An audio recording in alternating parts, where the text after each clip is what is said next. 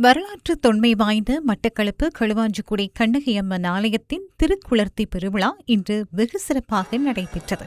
சோழ நாட்டில் பிறந்து பாண்டிய நாட்டிலே வீரக்கற்புக்கரசியாக, சேர நாட்டிலே பத்தினி தெய்வமாகி ஐம்பெரும் காப்பியங்களில் முதன்மையான நெஞ்சை அள்ளும் சிலப்பதிகாரத்தின் காவிய தலைவியாய் கற்புக்கரசி கண்ணகி தாய் போற்றப்படுகின்றார்.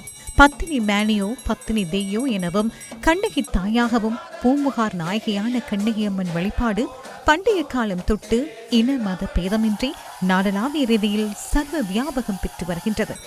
கடந்த 23ஆம் தேதி திருக்கதவு திறத்தலுடன் ஆரம்பமான களுவாஞ்சிக்குடி கண்ணகியம்மன் ஆலய திருச்சடங்கு கடந்த 8 நாட்களாக பாரம்பரிய முறைப்படி பழமை போற்றி இனிதே இடம்பெற்றது.